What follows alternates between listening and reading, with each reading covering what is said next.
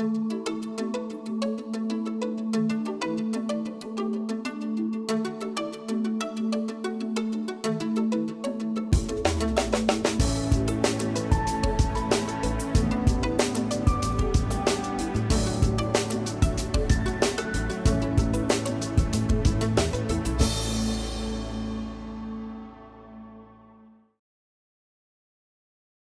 like to start with introductions. Right here. Hi, my name's Todd. Is this on? Yeah.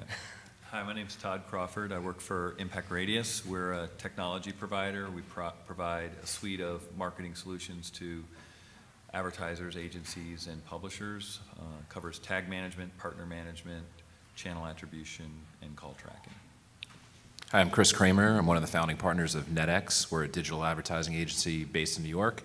We started in 2001, and we currently manage affiliate programs and digital marketing for about 25 clients. My name is Scott Kalbach, and I'm the CEO and founder of an affiliate network called AvonLink.com. And we are a network that's focused on cost per sale affiliate marketing mainly for merchants, online retailers. We also have a analytics and attribution tag management tool called Metrics.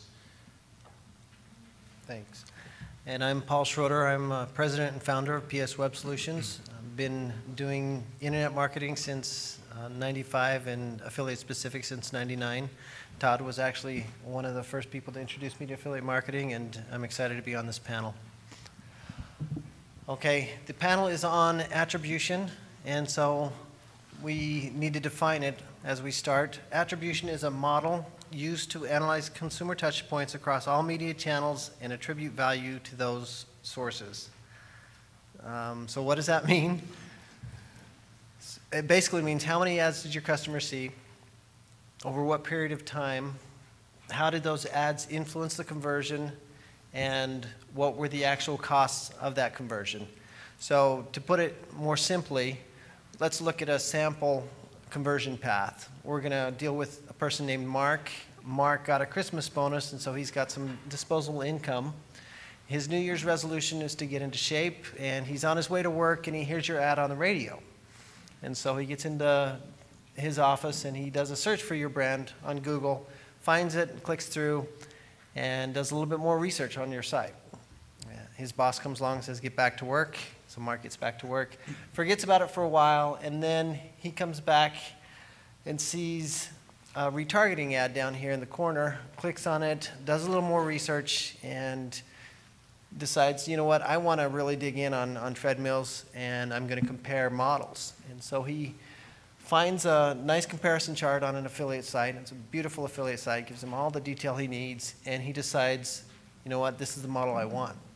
But it's a large purchase, and he decides, I don't necessarily want to buy this just sight unseen. I'm going to go into a retail store and check it out for myself. So he goes into the store, checks it out, tries a couple of different models, and he finds he actually likes a different model a little bit better. He says, excuse me to the salesman, walks off and pulls out his phone and does a little price search online, and guess what? It's $100 cheaper online. So he tells the salesman, you know, I'm sorry, I'm going to have to think about it. Goes home and performs the search again on Google and says, I'm going to find this coupon. Finds the coupon, gets it at an affiliate site, clicks through on that. The coupon is automatically deducted there, so he saves $100. And bonus, guess what? He also gets no sales tax and free shipping. So Mark is happy. So the idea is now, as far as attribution is concerned, we've got to decide why did Mark buy and what was the value attributed to each of those touch points. It can be a little bit scary. There's a lot of options out there, a lot of different ways to touch the consumer, and then there are a lot of different ways and models that you can use to analyze that conversion. And again, that sample that we gave is not the only sample. There are a lot of different things that a user can do before he or she actually makes the purchase. And so some people think that all of that makes attribution really scary. It's not all that scary. I can guarantee there are things much scarier. You guys know that Congress, the latest Congress was sworn in just like a week or so ago, right? Things that are a lot more scary than attribution. The idea behind this panel is it's going to be an open panel discussion. So we're going to ask some common questions about attribution, and these guys are experts. They've been dealing with this. They're cutting edge. And so we'll start with some basic questions. The first question we have here is, will attribution efforts cause more problems than they solve? And so we'll start with you on that, Todd. Well, you know, I think the biggest concern a lot of people have is just that it's a lot to think about. And so people are kind of like hopeful that they won't ever need this data, or they're kind of avoiding it at first. And I always look back at when site-side analytics kind of first became popular. If you were doing online marketing in the late 90s and even early 2000, you might not have had any analytics on your site. And once you got them, you didn't really know how to make sense of that data. Today, we're all very fluent in site-side analytics, and we wouldn't ever operate any kind of marketing or commerce without it. And the same is true for this. This just gives you more information to make better decisions, and I think it helps you understand the true value of your marketing spend. Thanks. Chris? Yeah, I think the scariest thing for us that we've seen is just too many assumptions being made without really taking the time to look at your individual data. So people internally may be asking questions at your company about, you know, the value of affiliates, or, you know, we think that, you know, coupon sites are doing this, or this type of affiliate is doing that. So without actually knowing the facts, people are making decisions or uninformed decisions, and you know, I think that's probably the most unsettling thing that we've seen. Yeah, and just to pick up where Chris left off, I think it's, even though it seems scary, it's going to be beneficial to companies, just because a lot of companies were making assumptions on where the affiliate came into play in the click stream and what value they had, were they cannibalizing their traffic, et cetera. So this definitely gives more insight into, you know, the overlap between channels, the overlap between affiliates themselves, where they're coming into play in the path to purchase, and ultimately should allow you to make better decisions on, you know, your budget allocation to different channels, and just understanding the types of affiliates and the value that they bring to the table. Okay, so it sounds like a lot of work, and frankly it is a lot of work, but I think ultimately understanding the value is going to provide benefits. So one thing that I'm asked a lot is, through attribution, can I really know how valuable a channel is? And let's start on the other side. Let's start with you, Scott, and come back the other way. You know, obviously it's different for every merchant or retailer or advertiser. It depends on your program terms, it depends on the types of affiliates you have coming into play, and you know, it depends on your goals.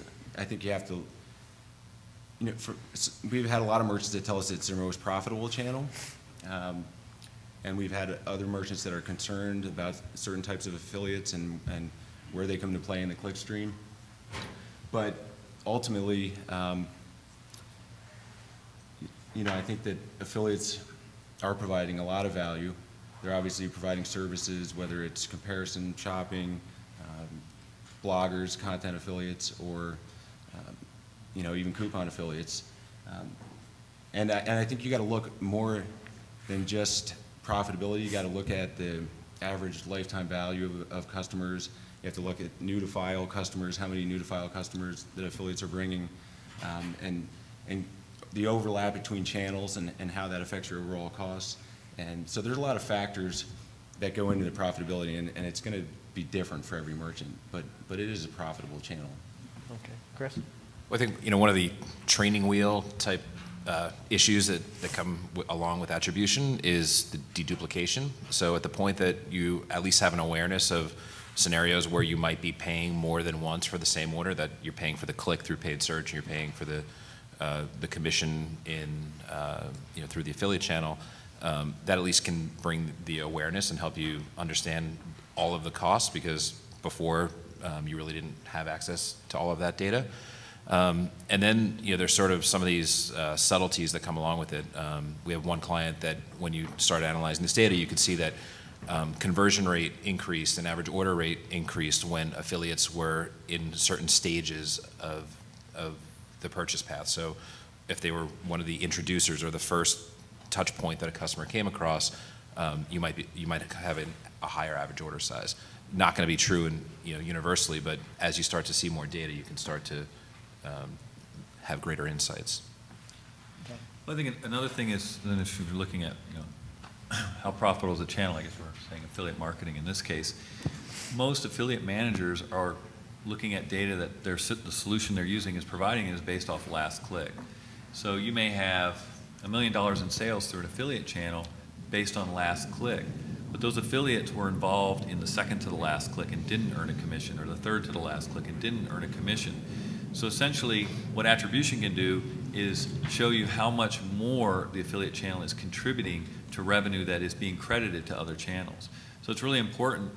I always say that it takes, most of the data that we are used to looking at is kind of two-dimensional, right? It's like a spreadsheet. There's some column this way and some this way, and the numbers are all in there. When you start looking at attribution, you're really getting three-dimensional data, and that's where you get a much better sense and awareness of really what's going on and who's participating.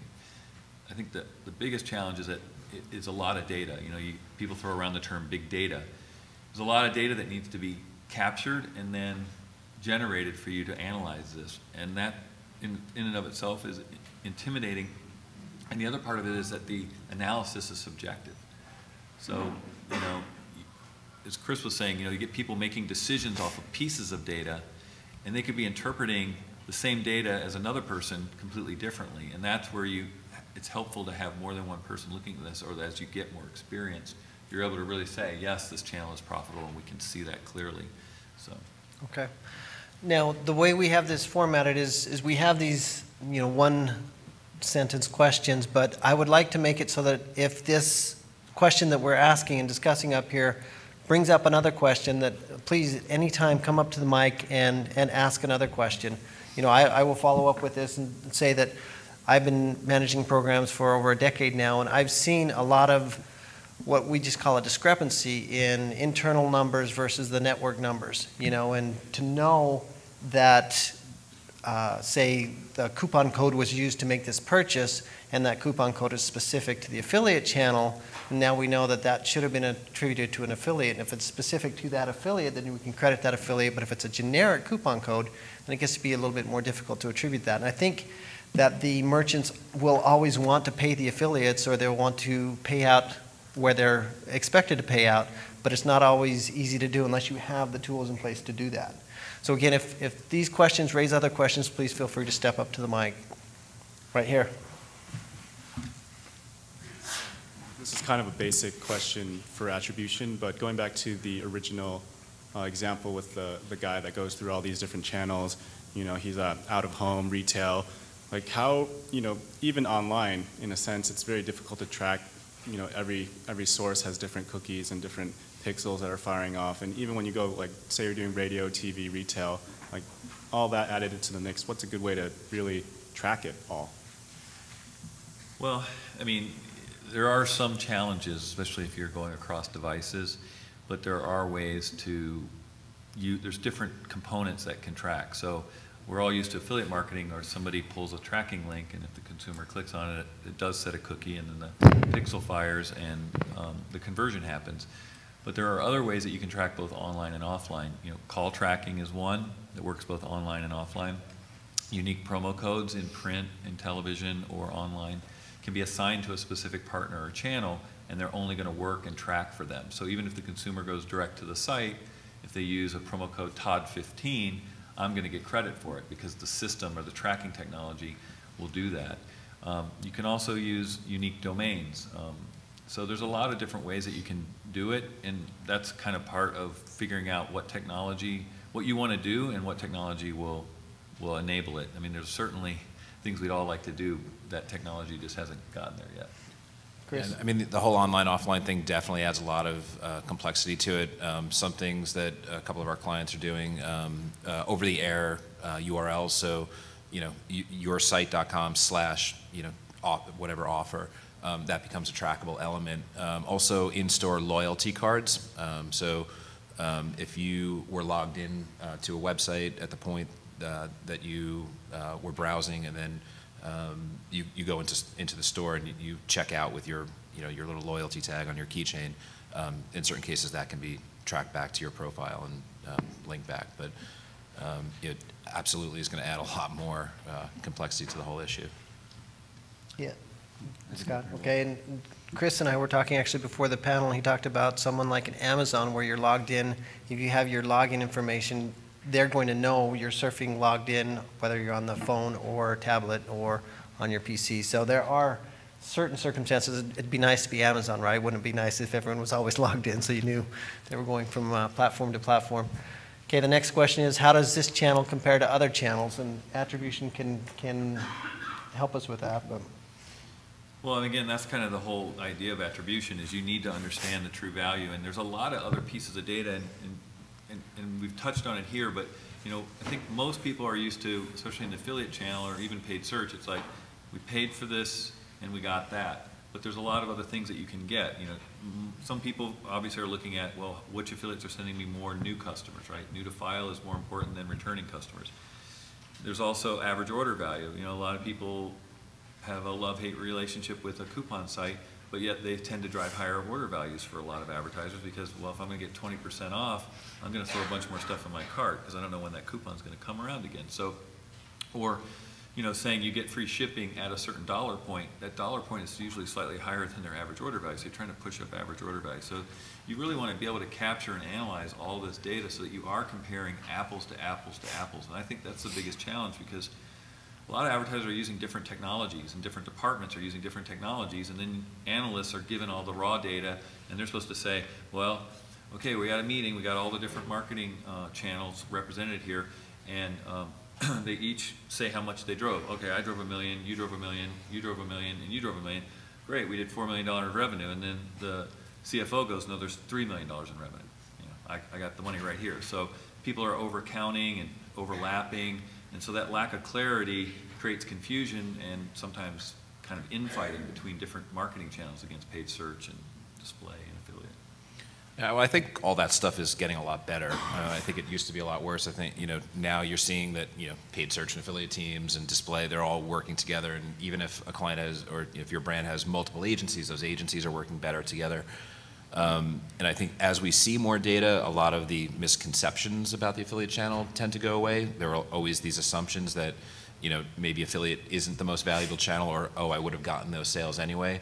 And for us, as we started digging deeper into the data, in a lot of cases we found that, well, actually affiliates, you know, if you remove affiliates, those conversion rates decrease. You don't get as many total sales. There are a lot of assists, and, you know, as Todd mentioned, there's actually a lot of sales that affiliates are influencing that they're not even getting credit for.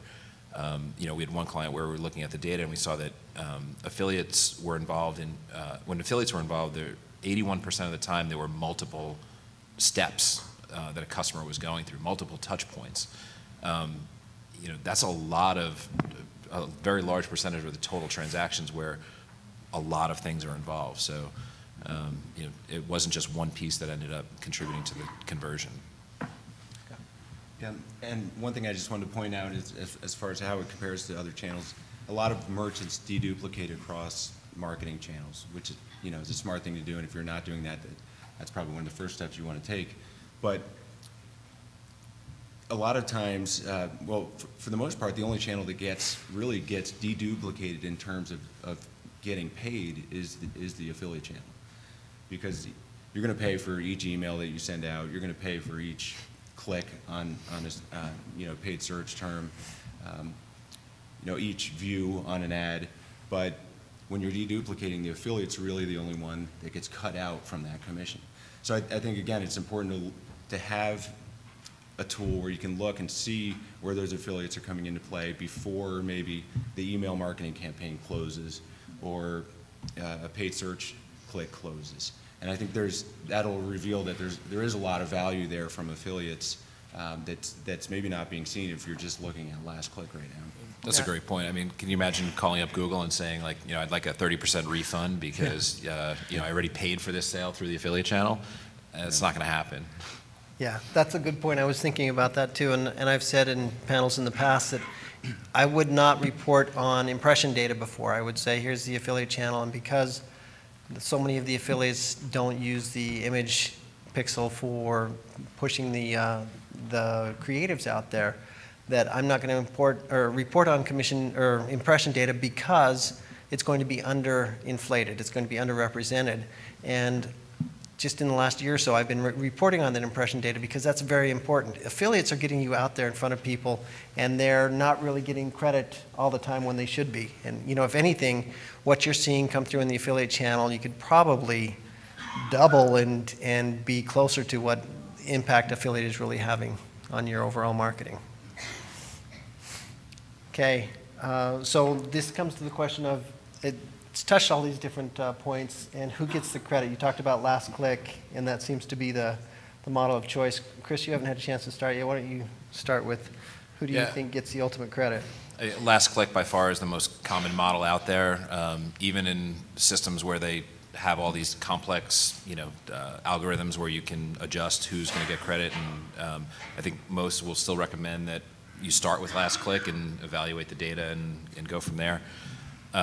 In most scenarios, we're recommending to clients that you pay on every unique affiliate transaction, but that you adjust your commission rates to account for that profitability. So you may pay for multiple touch points, but you're paying a lower rate. Scott? Yeah, I agree. LastClick is by far the most widely used attribution model. Even for, in the research I've seen, even for companies that are heavily involved in doing attribution analysis, the majority of those companies still use LastClick. There's a lot of different models that you can use. There's first click. You can do position-based.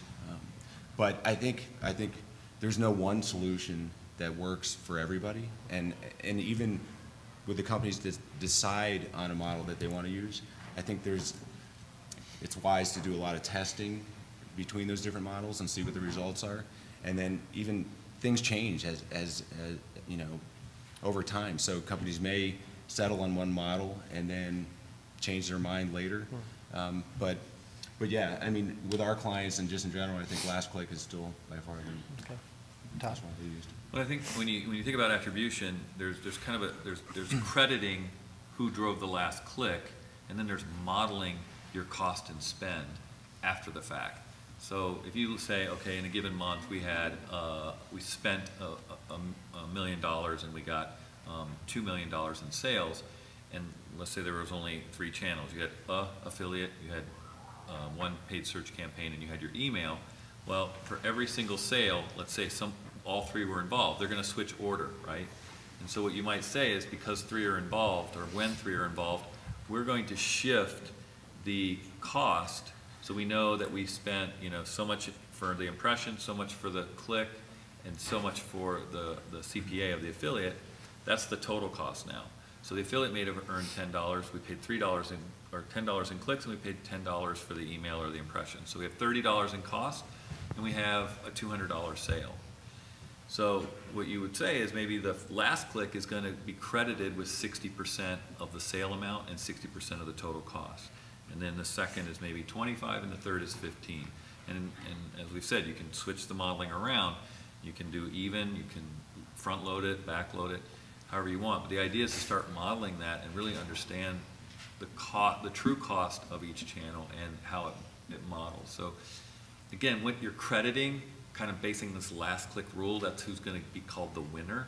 But then how do I model the costs and the revenue can be seen as separate. And the reality is, in most scenarios, you need multiple touch points in order to convert that customer. You need the display ad for them to first become aware of who you are. You need the affiliate to help educate the customer on what the product is, and you need that search term. Maybe they're doing a branded search because they remember the product, they couldn't remember who it is.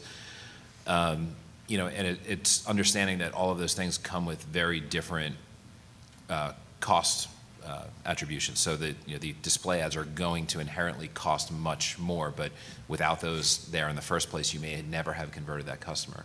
And it's coming up with a complete and holistic cost per customer or return on ad spend, whatever your core metric is, that works for your profitability, works for your business. One other thing I want to bring up is, when you're analyzing, let's just say the affiliate channel in this attribution model, something that will make two seemingly identical affiliates drive the same amount of volume every month. They're kind of your 1 and 2 affiliates. Another thing you're looking at, okay, one has maybe a slightly different new to file mix. Which one touches less media? I've seen partners where 100% of their conversions in a month are what we would call solo, meaning it didn't touch any other media. So obviously that's a more valuable, more cost-effective partner, and I'm probably getting access to a customer base that I'm not getting through any other media.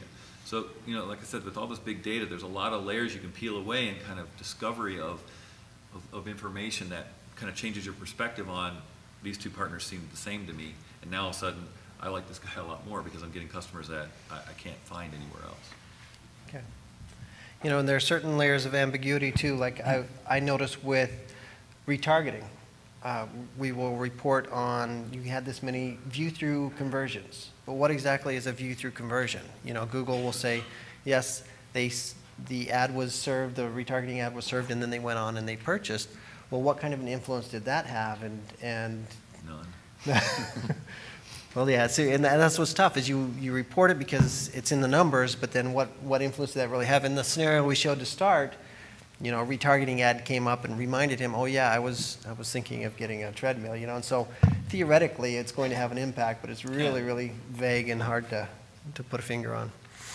Okay, duplication issues. That was brought up a little bit before, but how are those handled, Todd, in Well, your again, experience? when you look at LastClick, you want to make sure that, you know, some advertisers are on more than one network for an affiliate program. Well, you certainly don't want the same order ID showing up in both networks, right? You're doubling your costs. So at the very least, especially in the performance, you probably want to dedupe if you're running an in-house and a network or two networks or three networks, and I've seen advertisers that are on every network.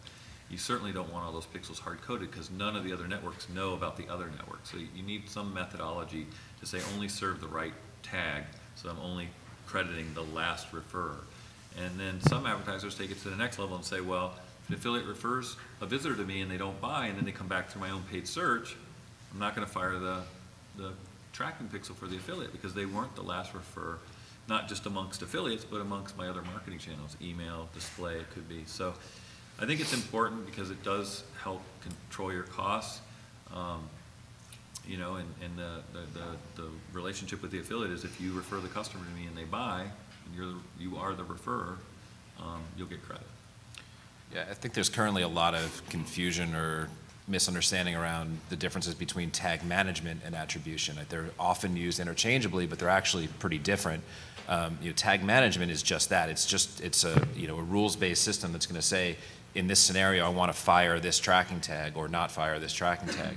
When attribution is, you know, the more complex, you know, understanding of these are the various touch points and that modeling that you're doing about who's going to get credit. You know, their tag management systems like Tagman are very good at actually, you know, firing those tags in the right order, but they're not really an attribution management platform, and they're not going to give you that, you know, really deep data. And, you know, conversely with, you know, clear sailing, which is primarily an attribution platform, they're not going to do the tag management piece. So, you know, you're going to have to decide which combination of technologies you're going to use that's right for your business. Scott? Yeah, and I think that's duplication makes attribution even more important because you want to deduplicate between your networks, as Todd said, and most merchants will deduplicate between online marketing channels as well. Those are good first step optimizations for controlling your costs. But that also makes it important to see what comes before that last click when you do that deduplication, to know what the interplay is between these different marketing channels. Again, you know, affiliates are the ones that really get cut out from the commission or the payment in deduplication. And so that's why I think it's important to have some view into that clickstream data and to be able to see, all right, well, this affiliate referred this customer, maybe they signed up for your email list, and then you were able to market to them directly through email, and then they've converted after that point. Okay. Just had a question about that. I'm glad you brought up tag management, and I'm just wondering with the different technologies between attribution, tag management, at what point, and then there's the, you know, if you're using an analytics platform like Omniture and you want to try and integrate your view-based conversions, you've got to get a, you know, an ad server to link in with your analytics, right? So all the cost of all these additional technologies, at what point can you justify those costs? I mean, do the benefit you get from an attribution standpoint can you justify all the costs that go along with that? Well, it does, obviously, a startup is not going to have all of those pieces in place, and I think you have to look at it as, if you're doing $250 million in sales a month, that's probably a pretty important thing to put into place. You look at the bigger companies out there, I'm sure everybody's heard the story of, just somebody like Walmart that when they look at store sales, they're pulling in all kinds of economic and weather factors into every sale because they're trying to figure out what's influencing people besides just, what's on sale. And it's the same in your online marketing environment. I can see soon pulling in things like, knowing that this consumer was in Chicago and there was a huge blizzard. And so they're snowed in, and I can see the effect that that had on my sales. So trying to pull in environmental and economic and psychographic data on top of things. So it does add a lot of complexity, and just the kind of pieces you put together, making them all play nice together can be challenging. Because Omniture is going to say, here's just the picture we see, and then you've got Clear Sailing saying, well, this is the picture we see. And you're trying to, it's not easy. Yeah, there's definitely a wide range of types of products out there and costs. I mean, I think both of the guys on either side of me have cost-effective solutions for at least portions of that.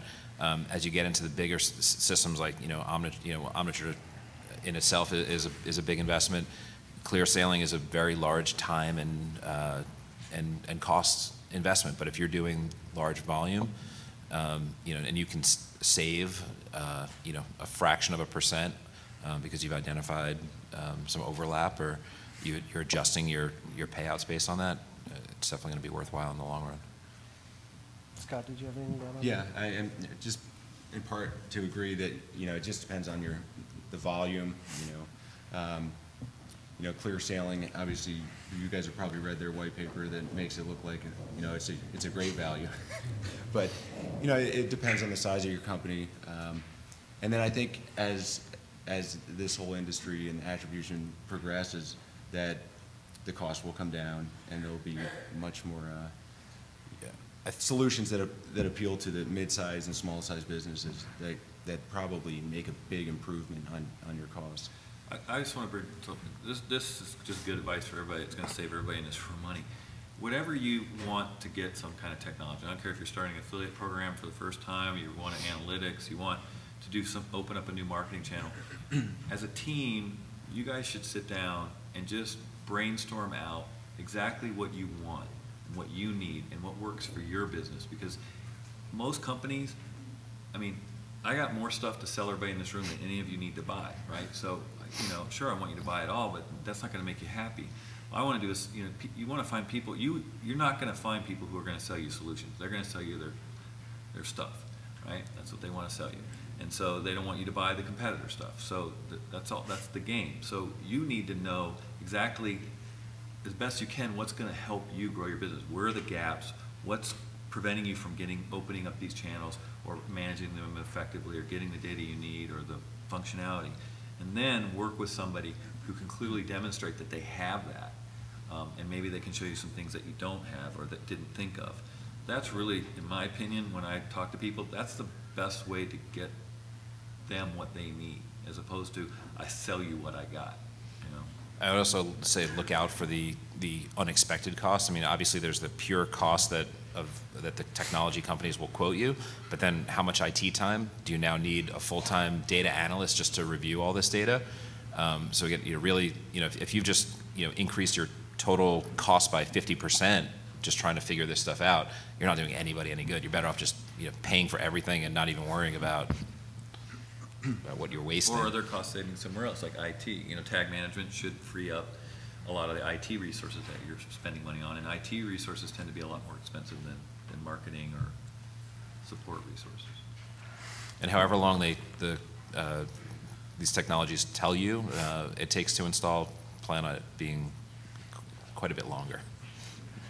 Okay, this question is kind of a follow-up on what Todd had mentioned a little bit earlier, which is, who are my best affiliates and why? He talked about some affiliates may have 100% touch, where others, maybe just one little tiny touch within the whole process. So, Todd, do you want to start on that one? Well, I think we touched on this. I mean, you know, there's lifetime value, there's a new to file, there's just so many things that may be unique to your business that you're trying to measure. And the key is if you get that information out of measuring your affiliates, but you don't have it for paid search, and you don't have it for your other channels, then you don't really have good data to even compare with. Take attribution out of the thing. You know, it's just you need to first and foremost really try to get a good, solid picture of all your marketing channels, apples to apples. I think that's the biggest thing. And then, you know, it's the same, whether it's an affiliate, a keyword, you know, why is it performing best? Why is it cost effective? I think, you know, this is the same kind of thing where as you see more data, more and more of the assumptions kind of fall away, where there are some great coupon sites and there's some coupon sites delivering no value. There's some loyalty sites delivering great value, some that are not so much. So, you know, there's not a 100% rule from the information that we've seen. You've really got to look at the stuff on a case-by-case basis. Okay, Scott? Yeah, and I think, again, just having reporting or tools that help you understand better where the affiliates are coming into play with their referrals. In our system, we've tried to break those down into a few different groups that kind of follow along with probably what we're going to talk about here soon with the you know standard attribution terminology, introducer, influencer, and what we call a checkout influencer, because that seems to be a referral type that retailers are interested in knowing. Did this affiliate refer the customer after the customer was already in the checkout process? So just, again, having a better understanding of where the affiliates are coming into play with their referrals, I think is a good step in understanding who are your valuable affiliates. That was a very nice transition. It's like you knew what the next slide was. The next slide talks about introducers, influencers, and closers. So since you touched on that, you want to elaborate? Yeah, and it depends on the goals, you know, for your program. You may find that certain affiliates are introducers, and let's just say that you prefer to align your brand with content affiliates or bloggers, and if you know, a lot of times they may be introducers. You know, it's a mix across all different types of affiliates. I don't think you could say, hey, content affiliates are always introducers. There's always a mix, but introducers just are the ones that introduce the customer to your brand. They're the first touch point in the path to purchase, and a lot of times it may not be an affiliate, but a lot of times it is. Influencers are not the first touch point, but they bring the customer back to you. They keep your brand in front of the customer, and then a closer is whatever affiliate or channel actually is the last touch point before the conversion. So again, it really is kind of a subjective to say, you know, that introducers are better, they're more valuable than influencers. I think you want kind of a mix of everybody in there. I think, generally speaking, introducers tend to be undervalued, and closers tend to be overvalued. You know, that's that whole LastClick model, where, and as an introducer, you're the furthest away. You know, I've definitely seen. I think this is getting better, but you know, a lot of display budgets would get cut very quickly because the CPA, or the return on ad spend, was not there. It was not acceptable. It was higher than the goal cost per customer. But as soon as you remove that ad campaign, you start to see so many fewer transactions happening across paid search and affiliate. Then you start to do those display campaigns again, and then you actually see your total sales rise. You know, same thing with direct mail. I had one client that had stopped all their direct mail campaign because costs got so high, and saw all of their sales across every channel hit so hard that they immediately started doing their direct mail campaign. You know, again, you got to look at your individual pieces of your business and know what you can afford or can't afford. You know, this can be complicated based on how far back in time you're looking. An influencer 60 days ago may have had no influence by the time the point of sale happens in the consumer's mind. So you have to also kind of look like it's the same with a view through, it's the same with a click through. How far back in time is that measurable influence actually having an effect on the consumer, or repetition? You know, you could say an influencer or an introducer is anybody more than 30 days out that is touching my customer? I mean, you could look at it that way, not just the first. So it's really, you know, because you think about the buying decision, it's different what you're selling, but people kind of are, oh, if I want a treadmill, I know there's treadmills on this planet, and there's some company, you know, and there's a brand that kind of can barely recognize the logo, and then now you start to think about buying it. That's really where you're in that consideration stage, and that's where the influencers are happening, and then you finally, what closed the deal for me, what really got me over the top might be a great review or a coupon or something like that. So it's really, as we're saying, it's very subjective, and I think that kind of makes attribution scary, but think back when site-side analytics first happened, it was very subjective. People are like, what are we reading here? 3 people in the room all looking at the same data. Today, people are very comfortable looking at that data, and they feel like they're making objective analysis of it. So we'll get there. It's just a matter of people getting exposed to it. We keep talking so much about individual scenarios, and the reality is when you're looking at this data, it's impossible to do that. You know, you start looking through, in one case, we were looking at millions of rows of data.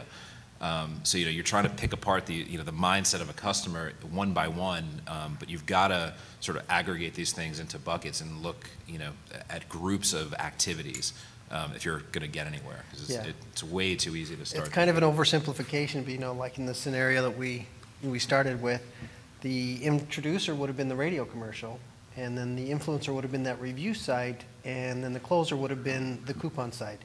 The affiliate site didn't get any credit for that, or the comparison site didn't get any credit for that in our current scenario. You know, the paradigm that we're in now, I think that they're not the last click, the closer is the coupon site, and unfortunately, that review site may have done the most to actually make that person decide on that particular brand and that model and everything else.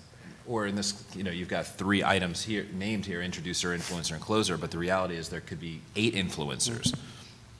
And do you divide each one of those equally? You know, if you decide that your influencer is worth 30% of the value of that transaction, are you going to divide that 30% now by 8? Well, here's another interesting thing. We talk about content sites, and I think most advertisers tend to value a content site. They like having unique content that links to them out there on the internet. It's kind of a nice thing to have. And a lot of times, as we said, they sometimes are at the top of the funnel. And so what it allows an advertiser to understand is that I want them to be glad that they're linking to me. I want them to get paid. And you can actually, in some cases, significantly increase what you're paying them because they aren't always last click. Maybe 10%, 15% of the time are they last click. So to double the commission that you're paying them isn't really screwing up your costs, yet now this partner is benefiting from being that influencer and still only getting paid when they're last click. So, you know, it's things like that that give you that insight into how do I get and reward things that provide additional value or you know, have a higher internal perception of value to my boss, you know, when he thinks of affiliates. Okay. So now once you're able to illustrate the benefits and value of each of these channels or partners, you know, you've seen it, now what do you do? I mean, how do you actually apply what you've learned? That's the thing, is it's so hard. Well, I think that was just one example that I just gave, right? I mean, trying to figure out how I can incent my partners that are working on a rev share or CPA basis to perform better. And, you know, telling them, look, maybe I can pay you more if it is a new to file customer. Otherwise, I'm going to pay you very little if it's a returning customer. On a coupon site, I can give you a great coupon, but I can't give you a top payout because now I've got to pay 10% commission, and then I'm giving the consumer 15% off. That's 25%. So if you want a 15 or 20% off coupon, I can only pay you 5%.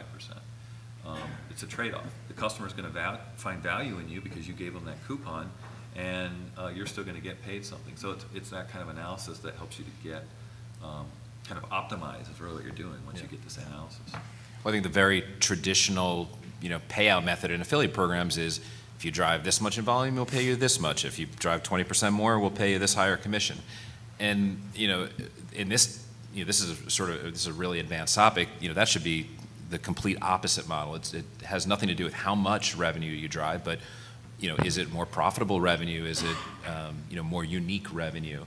You know, at the point that you can start you can really see the individual activities by affiliate and how they're driving customers to your site. You can you can show that affiliate's worth a lot more or a lot less than you originally perceived, and it has nothing to do with how much revenue that they're driving. Okay, and Scott, I know you had some thoughts on that. Yeah, and just to give another example, kind of, along the lines of what Todd was talking about, you may look at the patterns of your attribution reporting and see, again, that affiliates are coming into play. Let's say a high percentage of the time, and then email campaigns are trumping that. So again, you may look at certain partners and say, wow, they're really coming in as an introducer and an influencer a lot of times, and then this other campaign, email, is trumping them. So you may raise the value, their commission level based on that. So I think there's just a lot of insight into the real value of affiliates that you're not going to see just by looking at LastClick. And to Chris's point about like these performance tiers, I think that is kind of the legacy kind of carrot that people put out there. Hey, join my program and look, you can earn more if you drive more sales. I'm a big believer that you just do this analysis that we've been talking about, and then you adjust the rates, and you explain to them, look, you only send me returning customers. You're typically, here in the channel. I've got 3 other channels that are before you. That's how I can justify paying you only 60% of what I pay my top partners. Or I've got a partner that I'm paying, 6% instead of 10%.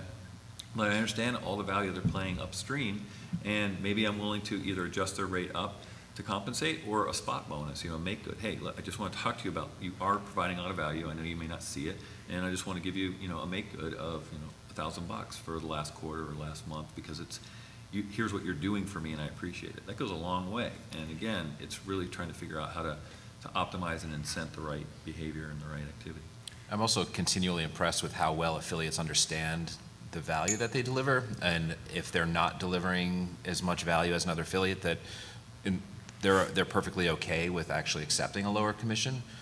You would think that would be the most difficult conversation in the world to have, that we've got to cut your commission, or imagine being at work and your boss tells you you've got to now make 30% less. But when you can present the data and say, listen, we've got a lot of overlap here, we've got every customer you're driving, it's also being touched by all these points, and I'm spending X amount more dollars when I work with you than I am with other affiliates, and they actually understand that it's coming from rational and objective data, and not just, we don't like you, we're cutting your commission 30%. That's great. I think, once you discover this, and the question here is then what do you do? Communicate.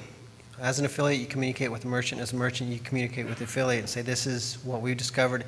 And I think as professionals, you appreciate the fact that you're coming from a place of understanding and knowledge. And it opens up a great dialogue, because then we found more than affiliates are saying, well, what can I do to drive more value? How can I change the way that I'm working with you to actually drive better customers, higher average order size, and more unique, more new customers?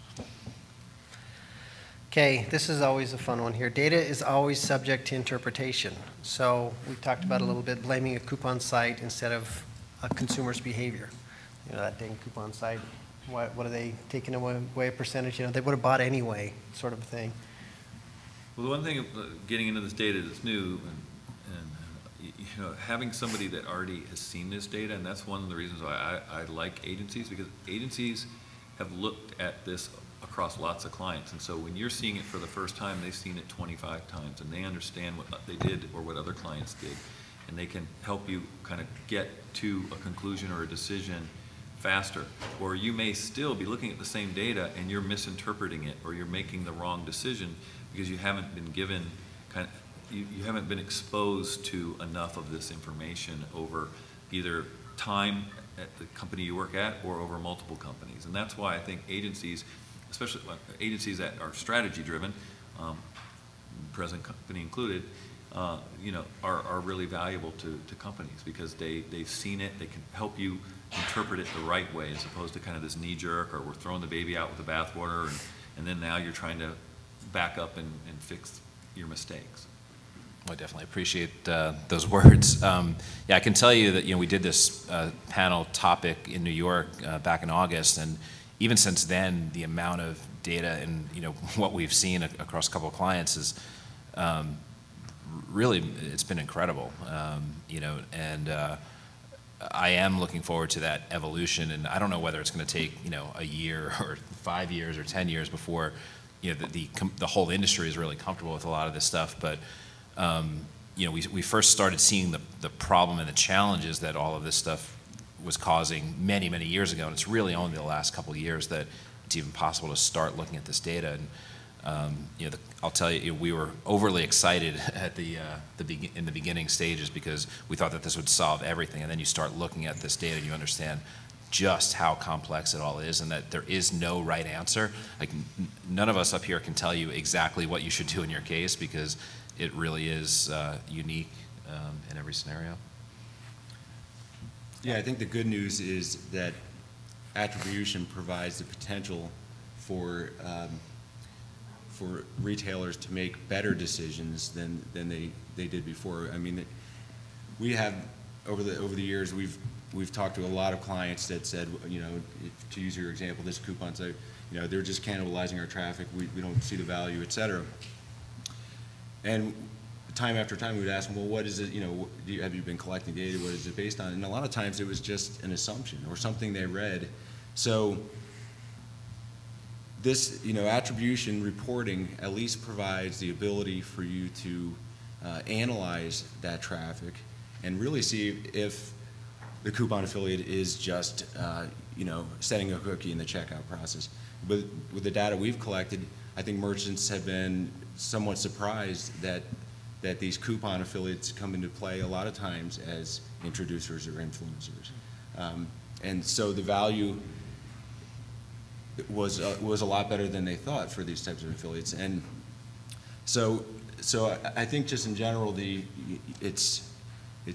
is progressing. The data is getting better. People are starting to decide on specific models that you can use to analyze the data, and it's a lot better than where we came from. That's for sure.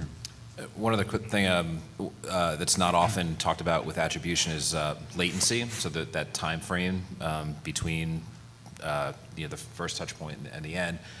In several cases, we saw when affiliates were involved, that time lapse got compressed. In some cases, as much as 35%. So you can actually, you know, reduce the amount of time from first impression or first click to conversion when affiliates are involved. And when we first saw that data, you know, you start to think, okay, well, you know, why does this occur? So, you know, if affiliates are, you know, part of that education process and sales, you know, pre-selling process, and they're informing the customer about what your product actually is better than just a search ad can do it, it makes sense that they can sort of push along that conversion process a little quicker.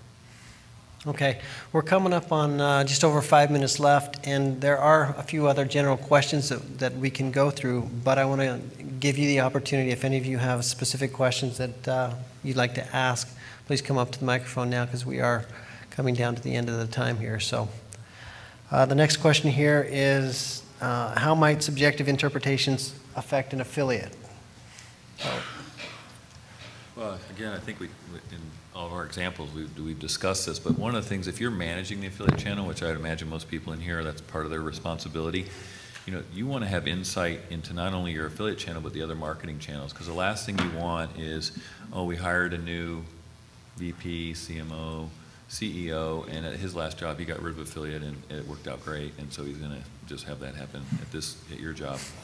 You know, you want to be able to have all the data to go, you know, here's the analysis. We've been looking at this for a long time, and we can clearly articulate the value of this channel and how it works, interacts with other media. And you know, if you have a VP of media marketing or director, and you're rolling up under that, you know, you guys should all be talking about this and trying to understand this together and not be siloed. So you know, it's really important that you understand this information because it is subjective, and you can get people just making these knee-jerk reactions from above, because that's just how they think that it should happen. Or we saw an affiliate doing this, that's it, let's get rid of affiliates, right? But you've got good data and a good way to talk about it, you know, you can kind of champion this channel. Yeah, I think affiliates, you know, need to know. I think they are grown-up professionals. They will understand, like we talked about, you communicate with them and they'll understand, look, yeah, I know that you're going to have to cut my commission for this reason. What can I do to be better? So the impact that it has on affiliates usually is the bottom line. We have a question right here. So I've heard a little bit about some tag managers that can have rule-based pixel firing. Do any of you guys have experience with merchants who have applied these rules? And maybe this goes back to the fact that affiliates are the only ones that get dinged from this attribution, but maybe retargeters or some other conversion-based advertising. Have you heard of that? Yeah, I mean, there are retargeting companies that you can work with that'll do it on a performance basis. So, you definitely want, the tag management does two things. It allows you to expose a tag so the company that you're buying media from can do its job. So in retargeting, I don't need to just be at the thank you page. I need to be on the entry page so I can follow the customer, maybe know what they put in the cart without checking out, so that if they go somewhere else, that information tag management is going to give me. And for the advertisers, they don't need to go to their IT to add those tags in the rules. And now this tag management or this retargeter can show maybe what was in the cart. So that's how you get creeped out that that book I was looking at now is everywhere I go on the internet. But ideally, you go and finally buy the book, you tell that retargeter they bought, so hopefully, and it doesn't always happen, I've noticed it myself, you're not getting followed around by that product anymore.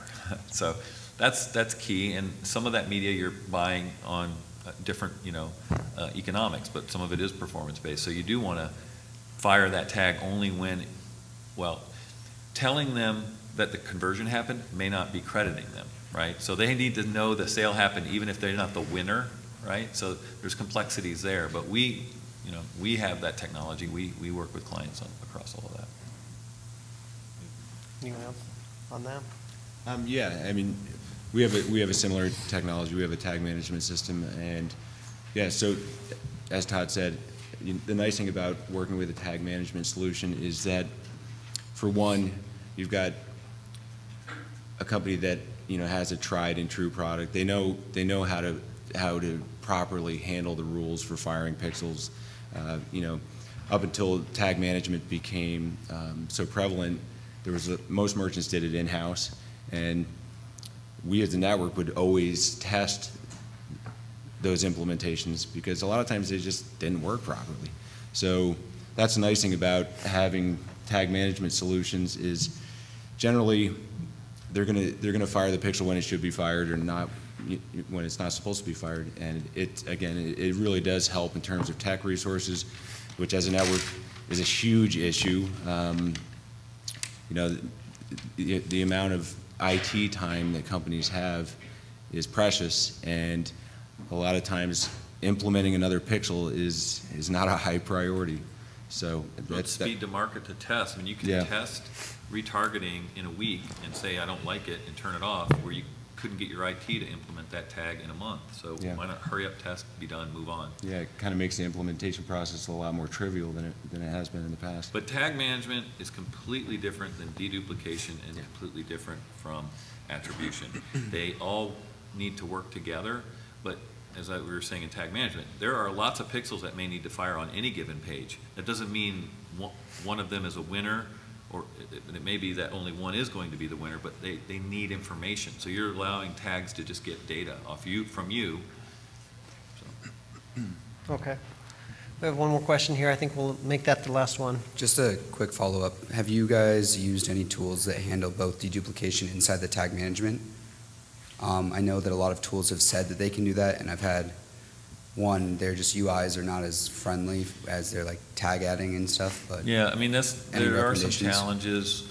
We've worked with companies that are putting our tags into tag management and they're not doing it right. And I think the challenge there is that when you look at performance-based advertising versus I just want to fire the Google Analytics tag on every one of my pages and put certain values in it. I want to fire my Google conversion. Those are real basic. There are rules. There's lots of rules, but it's pretty basic, and it doesn't really screw anything up. But when you're supposed to fire a conversion pixel that's going to credit an affiliate, and the rule isn't right, it screws things up. So I have seen that. And the other thing that's interesting is, like with an affiliate network, you might have, we want to credit the affiliate if they're the last referrer within 30 days. Well, now the tag management company or the person that set up that rule didn't add that rule. So you've got like, how are you measuring the media? Am I measuring the last click from paid search within 7 days? then I got to know that that's when I want to fire the paid search conversion tag. So there's a lot of things that people miss or don't quite get, and so I mean we come across that quite a bit. It's really critical to first map out all the tags you want to use and all the relationships you want to manage, and how it all works as kind of an ecosystem, and then implement the tags. What people start doing is going, I'm putting a tag in, da-da-da-da, putting another tag in, da-da-da-da, and then suddenly they're kind of the wires get crossed. So. Okay, I think we're out of time. Appreciate everyone for their time, and round of applause for the panel. Thank you. And if you can too, please fill out these feedback forms and enjoy the rest of the summit.